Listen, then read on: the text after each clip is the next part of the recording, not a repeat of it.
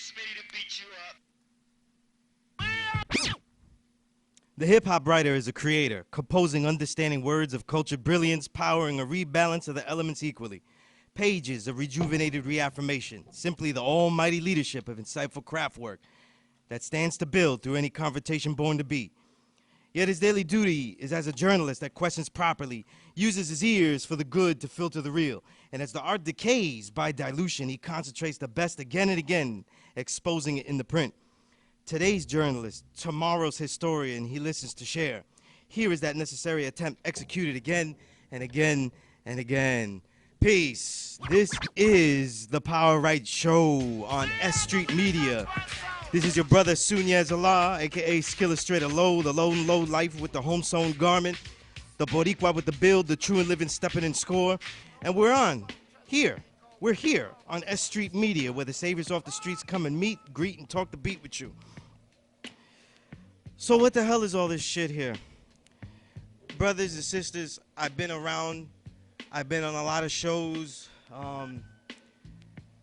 It's over 23, 25, about 23 to 25 years of being on the mic. So what is this thing called the Power Right Show that we're doing now, right? If you were on the Instagram, my Instagram, Sunez Allah, Twitter, Sunez, you see that the Power Right Show, I said I'll focus on today's hip-hop music, historical relevance regarding society and all our musical genres and legacies from the proper underground countercultural perspective with real research and a journalistic focus of integrity. That sounds like a lot of shit. But it really means that I am keeping it real with little details, a little fun details, and we intend to entertain through this hip-hop writer element, the one that I am one of the pioneers of. That is a hip-hop writer that is a creative author, a principled journalist, and an honoring historian that I had myself helped to pioneer. So here's a little more in that 20-year career. A 20-year career that I'm bringing you here on the Power Right Show that is now extending itself through all the mediums that I'm on. So that includes where we're at, premierhiphop.com, along with S.STREET Media, and all the articles I've published over this decade. That's ranging in close to over 300. Who the hell's counting but me, right? But most importantly, though, what this is, though, is a never respect fake broadcast. I'm going to repeat that. It's a never respect fake broadcast. Before I continue and get into the details of all this nitty-gritty, though, I got to thank that mystery god. You know, the one that keeps doing all these different things and the arrangements, S.STREET Media. It just came out of nowhere. It was like a holy grail that opened up and said, come here, right? If you will build it, they will come. And then he did it. Then all of a sudden, there's a management company. He's my favorite mystery god. He's really real, though, and I want to give a big shout out to that brother, though.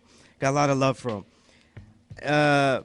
I can't continue here, though, without thank yous and preliminary shout outs to my brothers at premierhiphop.com. My brother that was once here and is no longer here, who returned to the essence, remembered imperfection. My brother Kevlar7 of the Wiseman, and my brother Paragon, who is still here and catching wreck down in Miami, though. And by the way, if people don't know, because we were coming from New York City, Miami is where Latin music goes to die, though. Okay, so whether it's Fat Joe, whether it's Gloria Estefan doing the conga line, though, that's where it goes to die, though. So it doesn't matter if you bring bongos, congas, timbales with you, it's going to die. It's going to become commercial, and it's going to become a sickening thing. But that's where my brother Paragon is, and he's surviving, though. So shout out to my brother Paragon, one of the great graphic designers. Also, my brother, last but not least, my brother Rakim Supreme Shabazala, a.k.a. Rudy Lowe, co-founder of the Low Lives, right? Now, a little bit more about who am I and what the hell I'm going to bring you, because this Power Right Show has been developing over a long time, though. So when I call on different shows, though, right, and let's give a shout-out that I missed out on to everybody at Classic Storm Radio, DJ Toshi, right? We just released a show, what I consider the definitive interview with Aguilar. Yeah, I'm saying that shit. Go to it. If it's not, then you post me the link where people built with him that good, that long, and that nutritious. But who am I? Why am I doing this? My name is Sunez Allah. I'm of the 5% Nation of Gods. I'm one of the true and living gods. And the perspective of this show comes from my life history. So let's go into that, and we'll go into some details, because we're rewinding to go forward. Sunset Park, Brooklyn is where I'm from, though. Sunset Park, Brooklyn, 80s, though, where there were only Boricuas, and if you were Dominican with Jerry curls, though, you're just a Boricua with bad style, right? Um, yeah, nobody said that. Nobody in Sunset said that they were Dominican or anything like that, even though we knew that they were. Everybody said they were Boricua. You know, I don't know. It was kind-hearted people, though. Nobody beat up anybody. It was a peaceful community. You know, that's Brownsville stuff, East New York shit. Sunset Park was a holy grail, right? They wouldn't allow it to be next to Bay Ridge, right? If it wasn't peaceful, right? But it's a 20-year career I'm trying to put into this show, and it's based on this idea of making a hip-hop writer element. Listen, back in 1995, I was writing at Baruch College newspaper, and I started to say that, listen, I can't just write about these guys. I have to write something original that goes along with it. So what happened is I started to write these pieces a little bit more creatively, try to extend it, right? And kind of like the acrobatics I'm seeing right now, right? And as it developed, what it really was two aspects, the creative aspect and the science aspect. So when I hashtag art on art, it means I'm trying to make an art piece out of the art that I'm talking about. And the science on music means I'm trying to give you detail about what we're hearing. And I'm going to give some examples later with some of the new music that we have out now. Again, this is a rewind because there's so much music that's already come out this year. And in preparing this show, there was a lot of stuff to talk about. So that's why on some of these episodes, we're going to have guests. Other episodes, we're not going to have guests. It depends. When I need to speak and just speak and build, this is how it's going to be. Now, let's fast forward to the core of what I'm saying here. The core of what I'm saying here is based on certain principles that everything I'm writing on in this hip-hop writer element. The first is, and it's really three that I'm focusing on, it's knowledge of self, love and loyalty, and original creativity, right? And the first thing is that KOS, right? That knowledge of self, right? That we ourselves are the creators of our own destiny. Let's get a little deep here. We creators that create all creation, inspired by creation to create a new, right? That is the cycle of life, the lovely cycle of life, right? So as I come into this in a spiritual framework that is scientific and mathematical in nature, then I offer a bias toward that criteria of real discretion, not based on mysterious belief. That is, right, that we're going to really detail what this music is about. We're going to call out certain people, the details in the music, not the individuals. Who's really saying what does this music mean? What could it mean more so? And let's be honest, though. There's a lot of 5%ers out there that's not really dealing with this knowledge of self correctly. So we get a lot of songs. We've got a heavy influence. You know, I remember when I was teaching my course at a law school in Mecca, a course I've taught since 2000, I had Kool Herc come on in the classroom. And Kool Herc said that, and he was giving respect to the gods and the earths.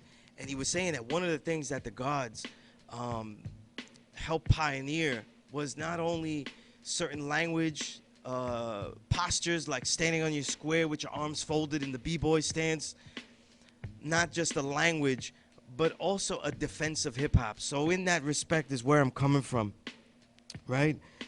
And let's be honest, though. There's some brothers saying that they're the true and living God, and they believe in a flat earth. You hear that shit?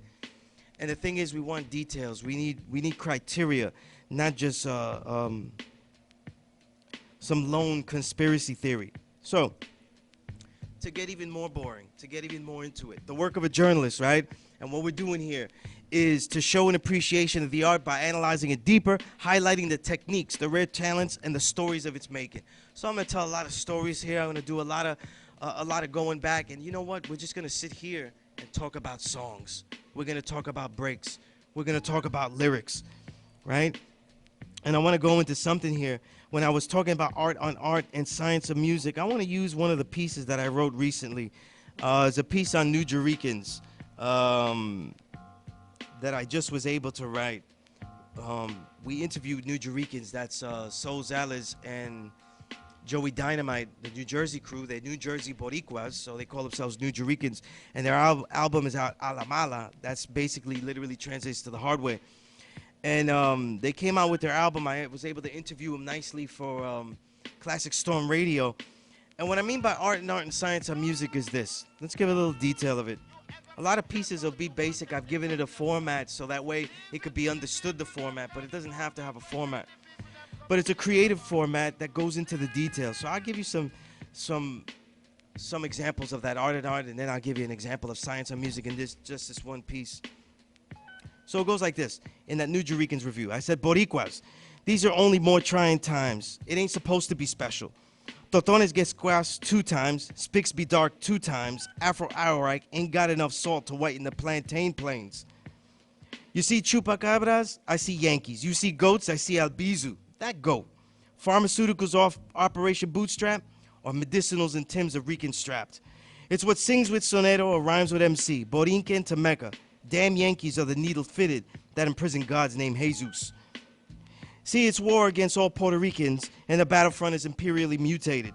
Tweets that drown fleets, email drills for sad skills, and IG reconnaissance for condition responses. Make for buckling knees, bloody handbills, and all invisible in the Renaissance. So embark on a new Jerusalem, the one where wise, intelligent, and Lauren are natives, where New Juricans roam with eyes on revolution and ears on all the songs of rebellion. Oral backpacks of militant boom boom ale, old skillustrator sheets litter the parks. They learn to learn again, disrespect everything but knowledge, and traumatize the coons that once comforted us so niggerly. So la voz revolt con lalitas lances, maelos machete, and them Uzis of Albizu. See, this is a poem I usually start pieces with. And I want to give you some of that detail because let me tell you something. This album has, it's one of those albums with details in the music that's really, really profound. So I said this. I wrote a lot about the lyrics, right? But I also said some stuff here, right? So I said that when I was talking about that, I said that the New Juricans naturally have infused the tracks with a massive thickness that makes boom bap of this invisible renaissance. We're going to get into all that invisible renaissance stuff I talk about in a little bit. Era is refreshing. The soul and gloriously unpolished grit of the first urban genre of New York City, that's salsa, by the way, is impeccably sampled for Islands of Enchantment, where we see how bongos and funk womps accentuate the breaks flowed through. There is a slowed conga montuno groove with funky plucked bassline and suppression, or fuck that, with its psychedelic organ carnivaling through a 1-2 bassline boom. As the drums clap along with the bass, the bolero vocal loop croons behind the verses superbly, right?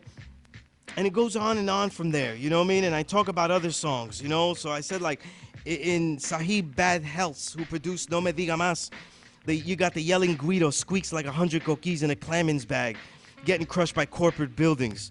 The conga's float is the underbreak, slowly amplified by the front drums. The coquis never leave, and the smooth fluting focuses the orchestra for a chorus where sampled No Me Diga Mas, No Me Habla Mas, punctuates soul and joey and all the bullshit they don't want to hear anymore.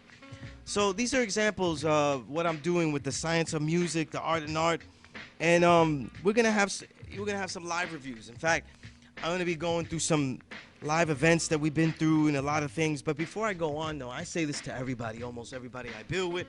I say this all the time. This is a major writing theme throughout the years.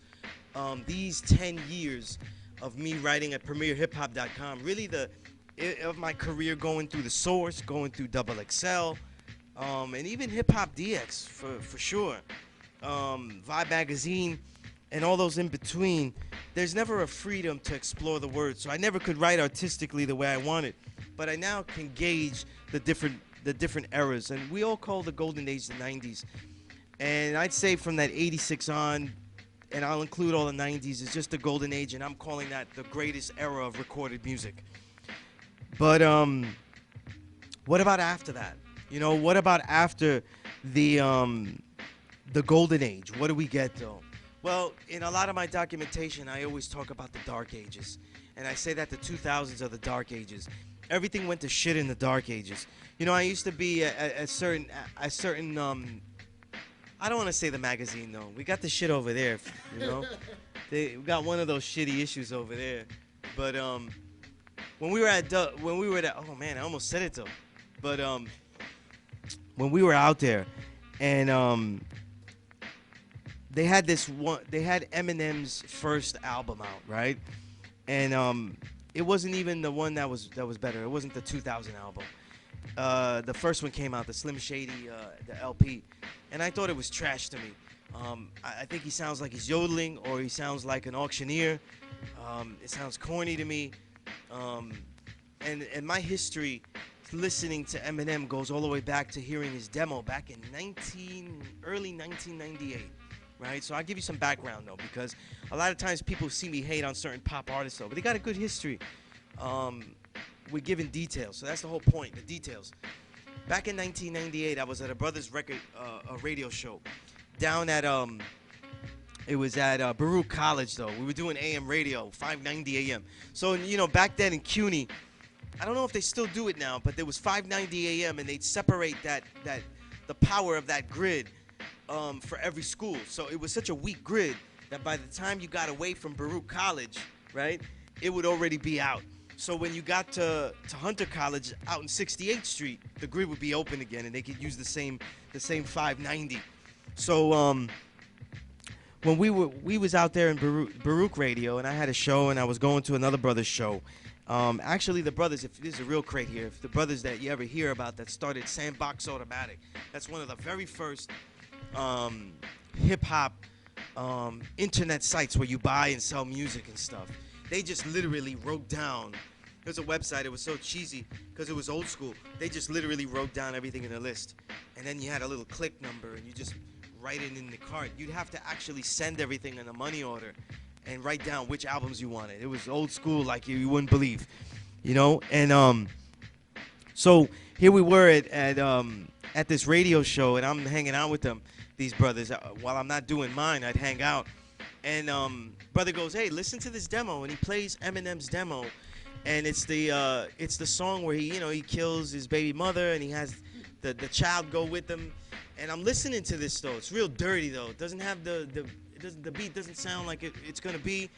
It sounds really scratchy, but I'm letting all that go. And eventually, what happens is, I'm going through it, and I'm like, yeah, this is a fucking gimmick. You know what I mean? What kind of shit is this? And mind you, nobody told me who he was. Nobody said he's a white guy, so it's not like I'm fronting on a white guy.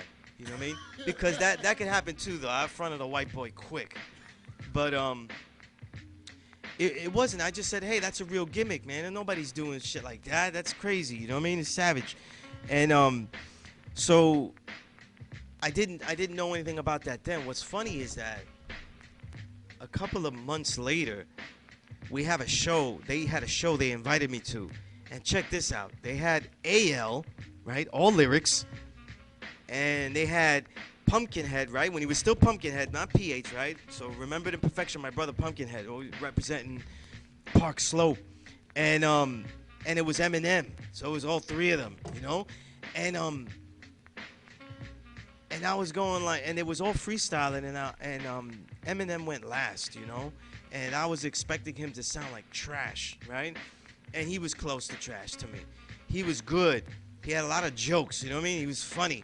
But in my mind, it was like this, though, because at that time, though, all I did was buy. All I did was borrow, steal, borrow, buy, steal records. That's all I did. That's all I collected, right?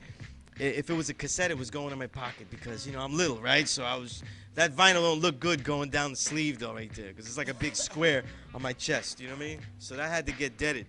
But, so I was listening to him, and I said, yo, he's got a lot of skill, though, but it was all corny.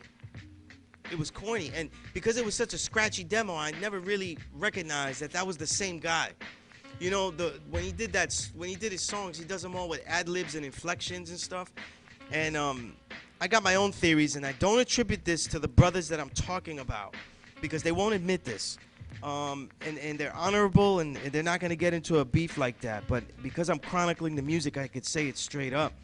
But he didn't have those ad-libs until he was doing songs with Thurston Howell III. He didn't have a lot of techniques. And the thing about Eminem was that he was a very John Hardy Hawkins character, though. He was going everywhere, studying the original man, though, and then figuring out how he could enslave them. In this case, enslave the technique for himself. And like most sellouts of the late 90s, you get that cutoff period into the dark ages where the last sellouts are incredibly talented. You know what I mean? The Jay-Z's, the Eminems. You know, yeah, I said it. Well, it would be another show where we talk about Jay-Z. But so when he did these bars, I was like, man, I'm not really into this shit. But I was at Double XL and they brought me that Slim Shady LP, and they weren't bringing it saying, we're gonna review this stuff, let's do this. And of course, I wasn't gonna review that shit. They gave it to me and they said, listen, check this guy out, because they had a lot of copies, and they gave me a copy. And they said, yo, this guy could be the GOAT. Can you believe that shit? I was at Double XL, and off the first album that Eminem had, they were saying that Eminem could be the GOAT. And there was a lot of other magazines that were doing that. And it's an actual fact. And this is what I mean by the dark ages. Everything started to get diluted once that started to come about. And so I started to document the 2000s as the dark ages. Here's another trend in the dark ages. The emergence, even though I didn't detail it here, until now, the emergence of that respect fake nature. You know, I find it extremely difficult to chronicle a music that is supposed to be, and these are the biases that I have when I talk about it, when I write about it. This is a counterculture. It isn't a subculture. A subculture is country music, where a lot of white folk do it, but a lot of white folk don't like it. A counterculture is something that is by oppressed people. It doesn't have to be, and it could be and or, but it's by oppressed people, and or they are expressing ideas that go contrary to the society's reality. Hip-hop functions as both, you know, so I will always cover hip-hop as a counterculture, and when it goes away from that, that's when we're making a mistake, right? So a lot of times, though, during this decade in the 2000s, right, you started to see rappers that had degrees better than mine in the music industry. You know, I have a degree that I've barely used in my life because I have a business degree, and I became an anti-capitalist, you know? So I learned enough to know that I'd rather be a fidelista and be down with the ideas of Che Guevara and others than be down for the marketing and the distribution and all that comes with that. So what happened is that you get artists like, and I'll give examples, you get artists like Ludacris is a great example, who has an exceptional degree. You get artists like Lil Wayne that has some college background. You get artists that like 2 Chainz that have, I don't think he has a college degree, but he has a college background. And they're extremely well educated, but they're not talking about any of that shit. And they present themselves as idiots, or they present themselves as brothers that have much of a lesser bar of intelligence, you know? So it's basically, you go from Eazy-E having that intelligence to having brothers that know about it but will act as an Eazy-E. And I find that completely fake. I find it real that when all the things that you have to offer as far as insight, as far as ideas, as far as experience, that you bring them into the music. If not, I find that disingenuous, though. And in this decade of covering music, the sincerity or the disingenuousness of the artist is really what becomes a big factor, because we always want to judge what's real. But now if you notice, the average fan has quit on that. They don't really care if the artist is real anymore. I'll say, hey, look, that guy said that he was about that, but he's really not about that, and here's the proof. And you show them like real video. You show them video of the shit. And they're like, well, you know, I like the song, though. You know, so it loses its countercultural ethos. You know what I mean? But so I'm always going to talk about the 2000s as the dark ages. You had artists that should have been pop, and for whatever reasons, their death, their destruction by the industry, or just them not being allowed to graduate into that radio. And I'll give examples that go along with that. I'd say Big Pun. I'd say Lauryn Hill. I'd say Mos Def, known as Yasin Bey now. These brothers had charisma. They had all the tool sets, and they didn't get to transfer, you know. And they came in the late 90s, so their real careers were gonna, their chunk of their careers is in the 2000s. They never got to graduate. So a show like Stretch and Bobbito that we loved, that was really what was the problem with Bobbito was the music that he was loving didn't get to graduate. It got played on Bobbito, but then nowhere else after that. And that became a big problem because remember, we don't have all of the independent industry we have now, like the Spotify. We don't have the streaming sites. We don't have the band camps. We don't have any of those things. So an artist would be stuck as far as getting the music out, other than word of mouth. You know what I mean? But all that to say that these are some major themes. As I go along, I go back to go forward. But there's so much stuff to talk about, so much stuff that we were getting into, and I want to talk about some more things. We're nearing the halfway mark here, and there were a lot of events though in this past month, and in the past 2 months, once I knew about that we were doing this, the Power Right show, that I wanted to talk about it, didn't get the chance to talk about. You know what I mean? And one of the great things that really happened was thanks to Asper Management, thanks to everybody at S.STREET Media, I was able to be on a panel, a Women in Hip Hop panel, and I want to go and it was really the precursor to Honey De Niro's Lipstick and Bullets EP release party, and I'm not going to start with the women on the hip hop panel first. I'm going to start with the music, and Honey De Niro's EP, because I know a lot of people are curious about it. Though it's actually out on Spotify, and if you want to cheat, if you want to download it from Google in a scary site and download that zip file, a lot of them have good viruses that'll come along with that. So please enjoy that, right? But I'll tell you something. I think if we talk about women in the panel, it wasn't called this. It was just called Women in Hip Hop. But my theme in my head was the empowerment of women in hip hop.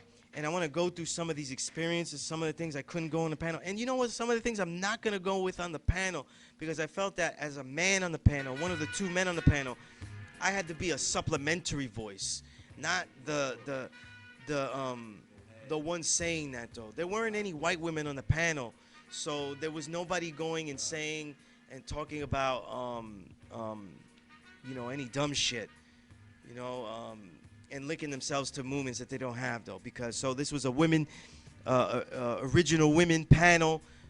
It didn't have the grossness and the sloppiness of the Me Too involvement in it. It didn't have this idea where. And this is really the white woman rebel movement, where they assume that repression is oppression. See, in many respects in this society, the white woman is repressed, right? She gets to do whatever she wants, but not in the way that she wants to do it. The black woman, the brown woman, is oppressed. Okay, that's a totally different situation. She's bloodsucked for her ideas, her resources, her tools, her charisma, everything related to her melanated self. It's a totally different situation. And I love the people that were on the panel. They had so much to say, and 2 hours weren't even enough. But I mentioned I want to go through Honey De Niro's EP first because a woman empowerment panel followed by a Honey De Niro release party. I thought Honey De Niro's EP was like the perfect album to go along with it. I'm going to go back to my first experience in listening to Honey De Niro's music, right? And it wasn't on the New York Minute, though. It should have been on the New York Minute, though. They should have had, like, New York Undercover and shit, and they should have had her do a song and shit at the end. You know what I mean? Right? Because, they should have had the lead character. Because Honey De Niro's character was friends with the lead character. She should have went to a club and said, hey, where you at? I'm at the club doing the show here. And then she goes there, and then they have her perform in there and everything like that. These are ideas, Illa-G. Use them for the next one, okay? That way we can have more interplay and stuff. But listen, the first time I think it was an event that the God had associated with the Vandal Hour, and I saw Honey De Niro perform. And being an MC and me experiencing an MC live first is probably the worst experience I'll have to write about you well if in this day and time because I'm so lazy with the live performance. You know what I mean? Because I go to so many shows and I've gone to so many shows. And after the 90s, you don't have to go to a show and worry about keeping alive, though. You know what I mean? If you go to shows now, like we do Rock the House, Doc Ock and my brothers Doc Ock and DJ Toshi, they do Rock the House, the free shows nearly every single Wednesday at the Delancey. Hey, if you go to the Delancey, you don't have to worry about brothers killing you. They all love hip-hop for real. Like, they're not really, it's not Soliloquy of Chaos, you know what I mean? And at the same time, if you get scared of leaving Lower East Side and going home, there's plenty of gentrifiers in the area that'll walk you home. You know what I mean? You ask a gentrifier and say, listen, I'm a little scared. I'm not so sure about what blocks, you know what I mean? And they'll walk you home, though, right? But I've never used one myself, though. But, you know, if I get tired or something like that, you know what I mean? I don't drink. If the brothers get me Baji Chew, I do that, though. As a martial artist, I mess with the Baji Chew. I don't mess with the Tiger Bone unless I'm really going to kill somebody, because Tiger Bone, you know, that's warrior stuff. That you're going to take that before you kill. Baji Chew, you have it after for the chi. You know, that's just little notes, though. And it's good for the Chi Kung. But we'll talk about Baji Chew on another episode. But I was saying, a lot of MCs come up, though, and you know what the problem is with a lot of MCs, right? And I'll tell you this, though, right? When a lot of MCs perform and I become a lazy listener, is because I start daydreaming through performances, thinking about the life of my battery, my phone battery, what book I'm going to read. Will I read it with funk on? What reggae or salsa clásico? What am I going to read my stuff with? Anything but listening to really essentially what you have here is killers and rich people rapping. I'm in the streets. I'm looking for black and brown brothers to be rapping. And I go to the shows and I hear killers and I hear rich people. You know what I mean? I go in a show, brothers don't have, I have better polo than the brothers on stage, and I'm like, I thought you were rich. You know what I mean? They're rich. I after the show we go outside. I don't see any cars.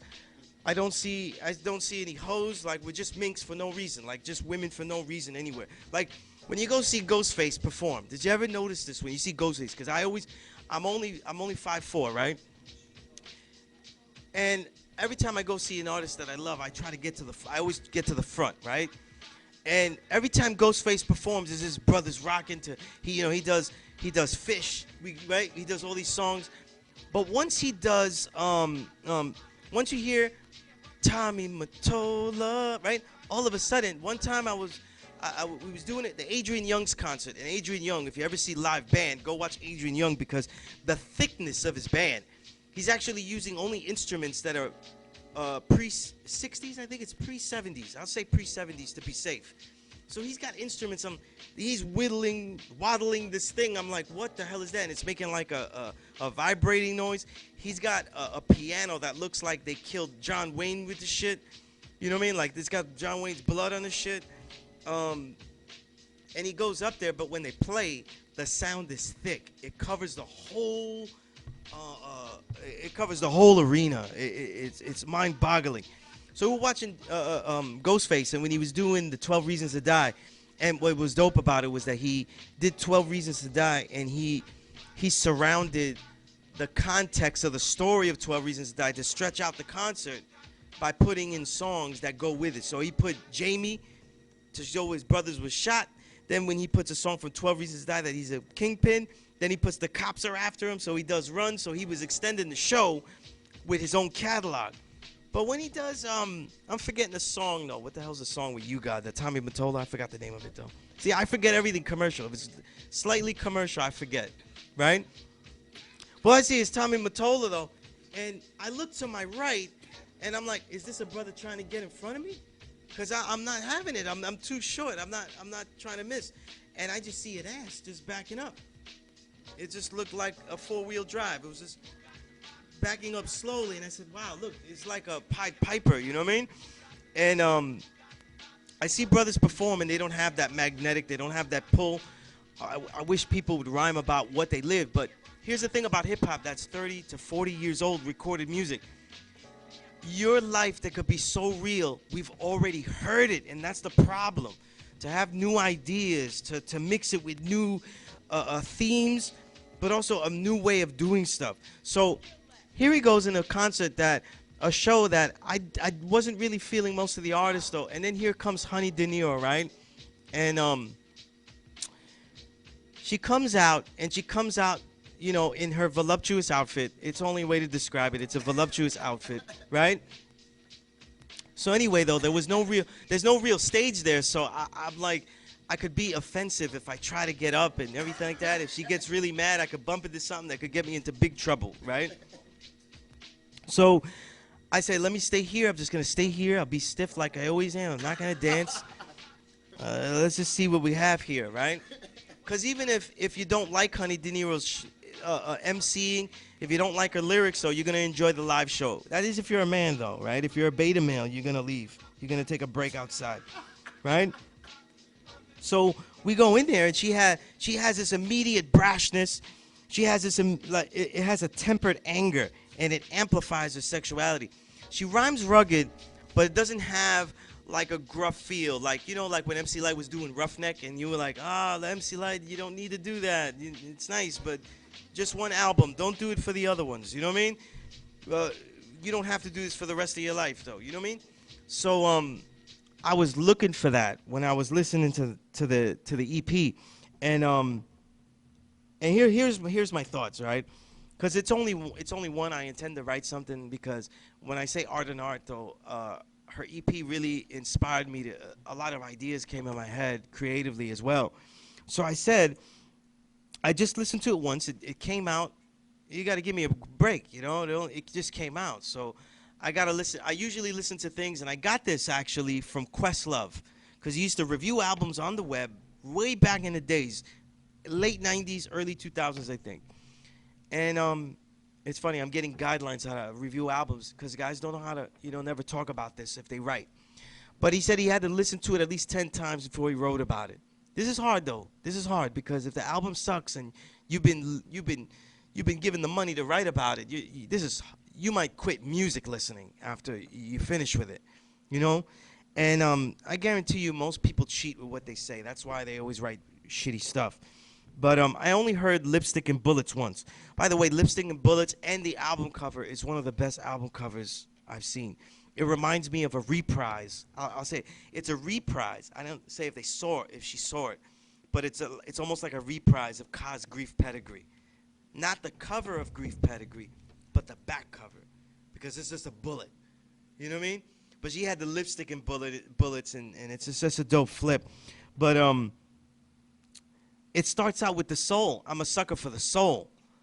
And it had such a good vibe. I love the way that she painted her character and her charisma. It was exactly what I was hearing on stage, and I was like, wow, this goes with these with the vibe that she's trying to get. Like, this is the vibe that I expected, that I wanted, and it actually was even amplified. You know why? Because you get a lot of guys, and they make EPs and they try to sample soul, and their crates are shitty. Like, I've heard it already. You know, that's the thing. The reason, and it's a side note, the reason Rock Marciano's winning with albums that he just puts together and throws out, because, we all know, let's keep it real, that the Rosebud's Revenge 2 is like a first draft album. They did no work on that. He was like, this is what I'm going to do, I'm going to do this. Because that's everything. Rock Marciano just goes in the studio.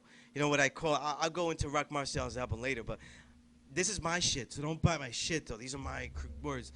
But when Rock Marciano raps, though, doesn't it seem like he's just, like, he might be naked when he does all his rhymes, though, in the booth. It's like they're almost like ejaculates, though. Like, everything is a whore. Like, there has to be a whore kneeling while he does every single rhyme. It could be about anything. It's like, yeah, and that's why we get in the 10-footed, yeah. And we go in the car, and we get the bitch and weaves. We do these rhymes here. And it always seems like, that's why I call him ejaculates. He doesn't have bars. He has ejaculates, you know what I mean? But that's one MC I don't want to be in the studio for. I don't want to figure it out. I don't want to know. But he's so overly talented for what he's doing. But the key to Rock Marciano's greatness, the key to Ka's greatness, because I think Ka does it even better, actually, which is like almost like the student going elevated, is that is that Rock Marciano has crates, Even if he didn't do anything, doesn't do any chopping. I don't think he did any chopping on the album. but he's got crates. You know what I mean? And the crates on the beginning of Lipstick and Bullets, though. If I had time to ruin my show today, I would have went back and say, where the hell did I hear this song, though, and go get it, though. I might find Honey De Niro somewhere and actually see if I can get her to snitch on some of the samples, though, just so I could enjoy those soul samples. But the thing about it was this, though. Let me say this real quickly. An extremely soulful album. The music is clearly sinister. I hate the Dark Ages, though. You know one thing about the Dark Ages hardcore music? Best example, Big Pun, Capital Punishment, 1998. Big Pun, Yeah Baby, 2000. Lyrics, incredible, whatever. The music, it lost all of its bass lines. We're listening to boot camp instrumentals. The thickness, the filtered drums, the filling of the room, right? And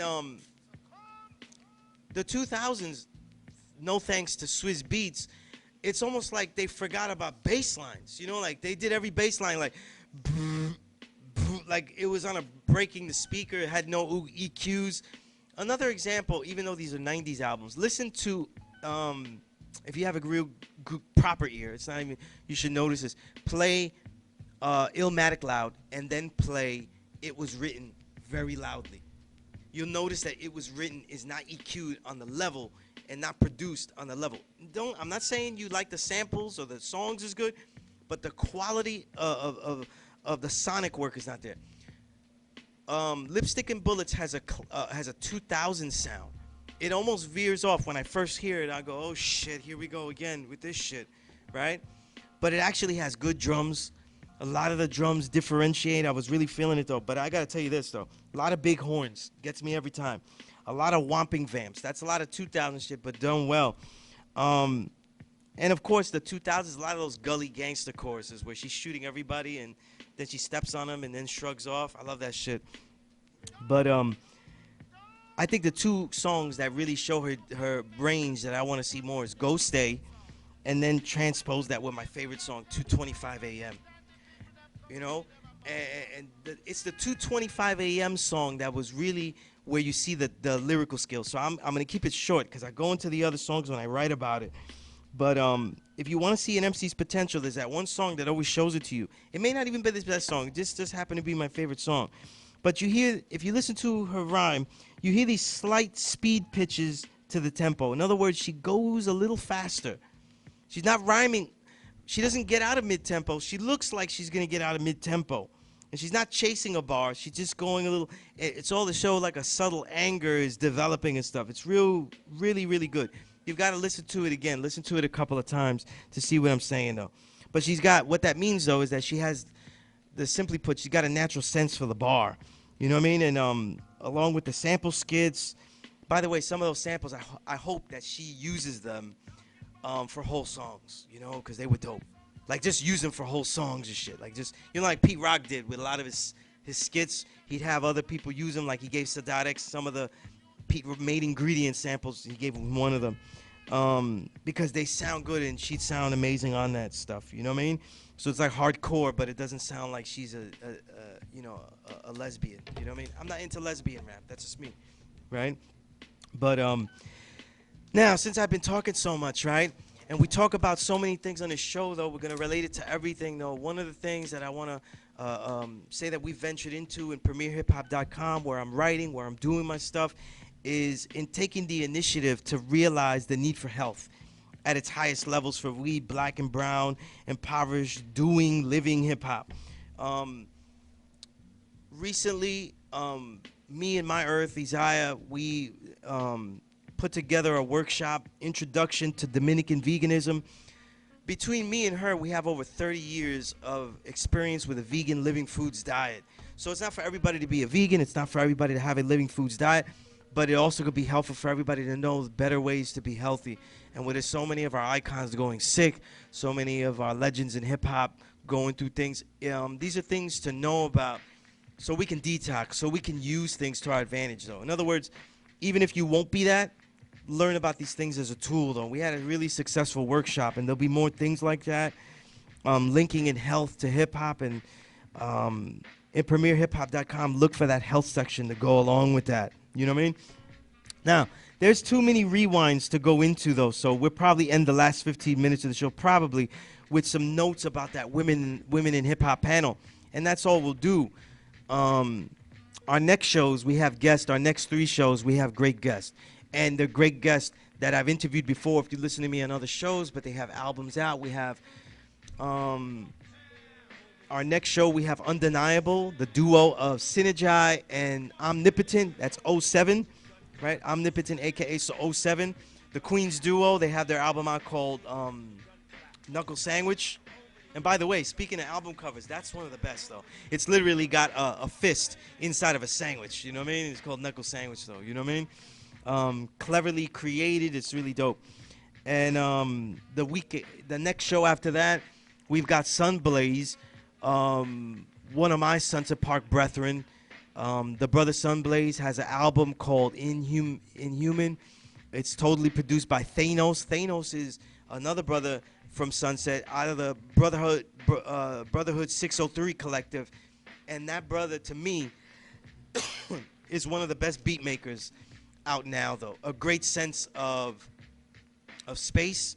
He's got a great sense for thickening up a track, and it's just raw, just raw. This is workout music, those bench stuff. You don't sit down and listen to this though and talk about shit. You just go work out though. You shut the fuck up, you work out. You know what I mean? And after that, we have another guest. We have Napoleon the Legend. Napoleon the Legend.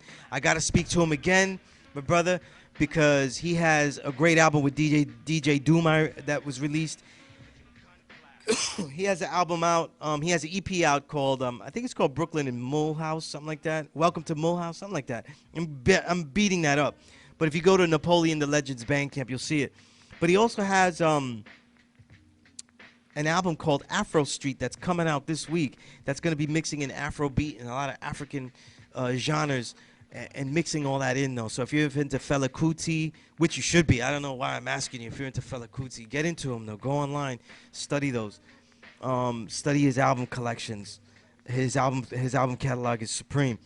And he's got that album coming out. So we're going to be talking about all that. But let's go back to end this, though, with that women in hip-hop panel.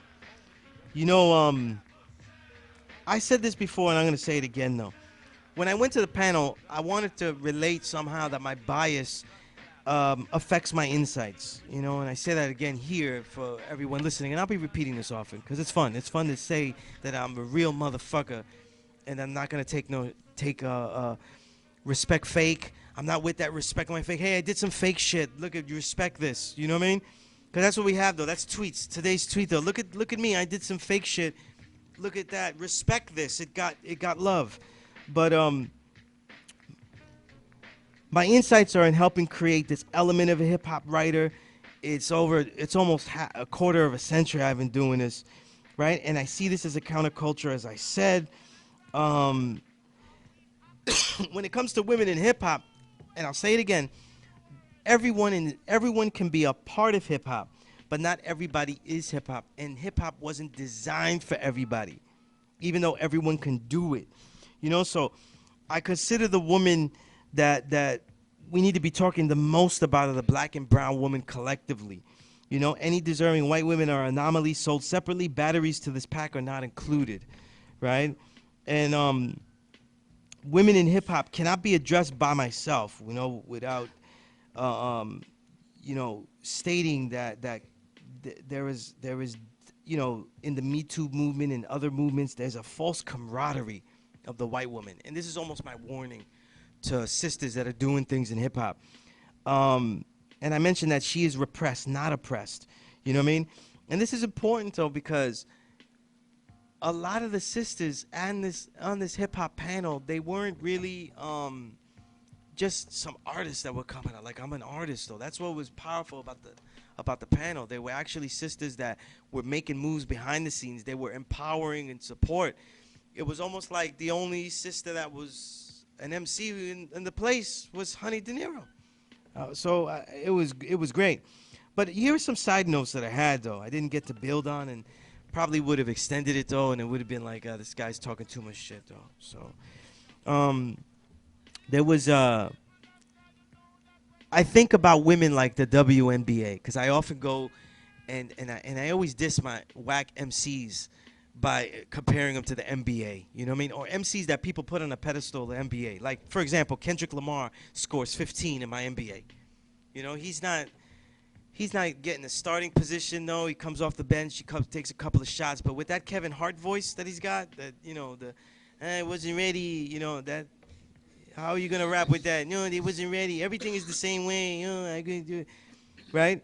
And he's really not that lyrically complex, though. Doesn't have the techniques like everybody says he does. He's usually running in. He's really racing the bar, which is actually horrible technique. It's hard to tell when you have bad breaks on top of it.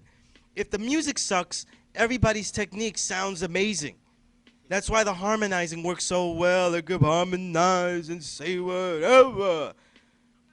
You see, that sounds horrible because we have a real beat in the background. Everybody said, look, Sunni sounds a little off. Is he all right? Did he get sick? Right? But when the music is bad, though, there's no need for flow. There's no need for technique. So a lot of guys that are lauded today are really weak. But in many respects, right, the woman MC is likened to the WNBA to me, not because she's a lesser talent, but because there's certain things that she doesn't have just yet. A lot of that, though, is really things that they have yet to realize that is already there. It's just they didn't realize it yet. So if I could break it down with math, it'd be knowledge, wisdom, understanding. 1, 2, and 3, right? In the history of male MCs, right, compared to women, the knowledge access for women in history has been secondhand. Let's say this, though. We talk about a music that's counterculture. We talk about things that have happened, and we try to talk about movements that we came from, right? So if you have Sunya's me here talking to you, if I talk about the gods and the earths, if I talk about the low lives which I've been knighted into, I'm talking these things from firsthand knowledge from the person that was there. If I talk about the nation of gods and earths, did you know I'm talking about people that started it? If I talk about even Malcolm X, or if I talk about the young lords, the Boricua young lords. I'm talking about actually knowing certain young lords. I'm talking about being with elders that were with Malcolm X. So because we're men, we were out in the street, and there's a first-hand knowledge. What people don't get about hip-hop, because it started in New York City, it immediately collides with the massive amount of knowledge that came in the spiritual form of the gods and earths teachings of the supreme math, the alphabet, and the 120 lessons. Because of that knowledge core, it extends to everything that goes into the music. So there's a heavy expectation and there's a heavy knowledge base that goes into the artist, whether they recognize it or not. It's just that so many artists today, they can throw it out the window, play with it, and all that kind of stuff. Look, a lot of the artists today, some of their deepest ideas come from us, though. Whether we were talking about who I was talking about, Rock Marciano, or we were talking about anyone else. They all pay homage to that, and a good scholar of this music is is supposed to hear that stuff. Just like when we listen to roots reggae, we cannot disavow the Rasta, and the knowledge and the insight of the Rasta. You know what I mean? And the knowledge base is where they're catching up. And what I'm saying is that the knowledge base is different, and if they try to mirror that, that's where they fall. The knowledge base for the woman is much different and very profound, and if they accentuate that, then they can extend. The other thing is this, the experience. Here's where the women have a lot over the men, or as far as battling, they have everything that the man can have is the experience, the wisdom. It's clearly unique. If the women fight all the cliches thrust upon them and the reactionary measures to match men, then women can bring themselves to necessary listening. I got to bring up Lauryn Hill as probably a great example of that. You know, I think about how awkward it would be if there was a man that could sing to the level of Lauryn Hill's beauty, let's say like a falsetto, a brother that could sing falsetto, and then he was rhyming hardcore. It would feel awkward. We wouldn't be ready for that. A woman could do it easily. So these are advantages. The third thing is the understanding, and that's the insight. When women comfortably gain the information or realize the information that is already at their fingertips, that is unique, then the insights that are already there and profound can emerge dynamically, right? So we see the wonderful emotional insights and the truths only they can detail, since they still need a rigorous training. What do I mean by rigorous training? There needs to be more women, more competition, a bigger league. You know, um, I want to say some things though, and I'll skip along some things as we come to a close here. Right? There was, and it's about the empowerment of women, and we'll go into more detail. There's so much shit here, so much in one show, so much rewind. But I want to say one thing. When we were there, right, there was a great brother, um, and after our moderator Butter, she passed around the question, right? She passed it around to we at the panel, and she said, "What do you think of male rappers wearing female clothing?" And of course, in my mind, I thought what the brother that was out there said, and I was like, "That's some bullshit. Fuck them all." But then I said, "Oh wait, we gotta give an actual answer. We gotta give, a little bit of literature with this, right?" So, what was interesting is this. Forget about that answer or whatever we think we could hit that the next time. But the brother did something that I have seen by accident or on purpose. And this is why I say it has to be about women empowerment as well. The brother was asking, he said, if you had one of your sons, would he be a bitch too? If he was wearing a blouse and trying to rap, would you accept that? That's some bullshit. He was leading the panel into the answer. Like, you knew what his right answer was going to be for him.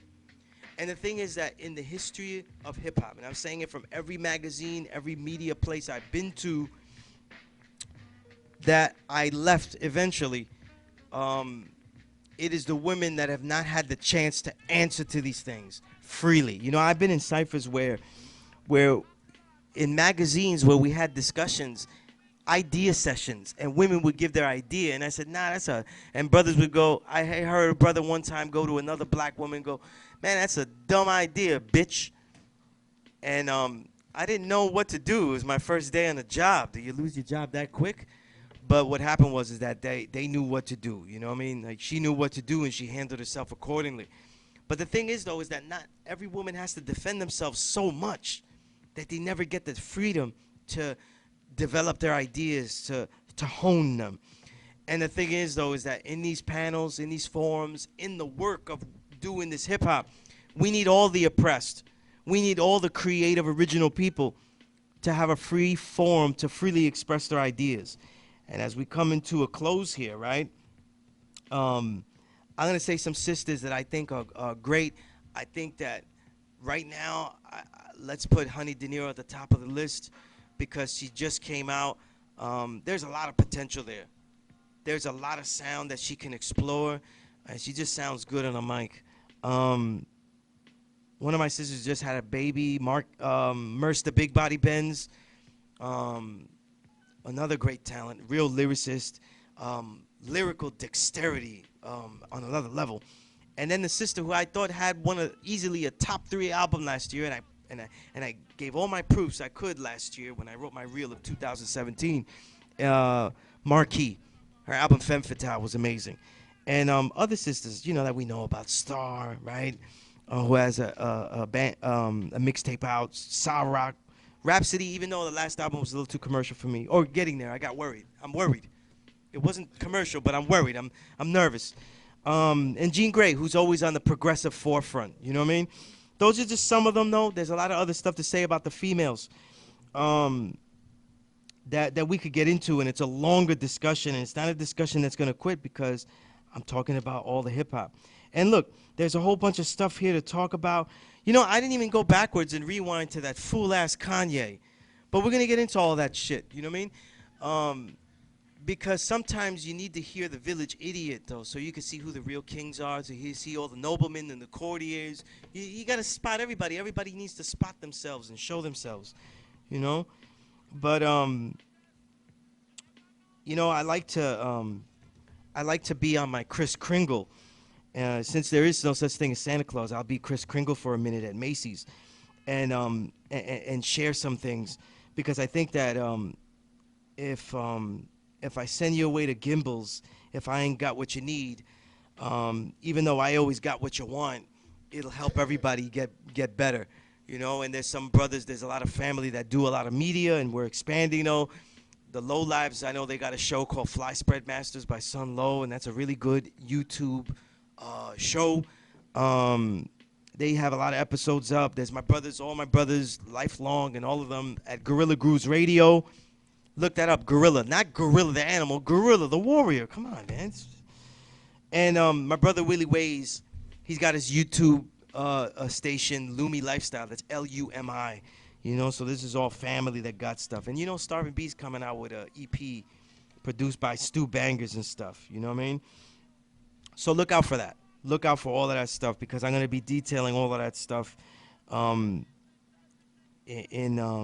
due time. So listen, this is what we achieved here. The Power Right Show.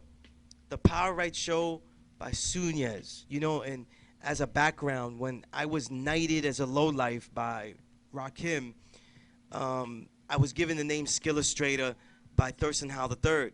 But it was Bones Malone who called me Power Right because Boricuas are often called Power Rule by the gods. And I was called Power Right. And that's why I call this the Power Right Show. So on that note, I mean, what can you say? Listen to the right music because you're going to be fucking behind when I talk the next time. So until the next time, peace.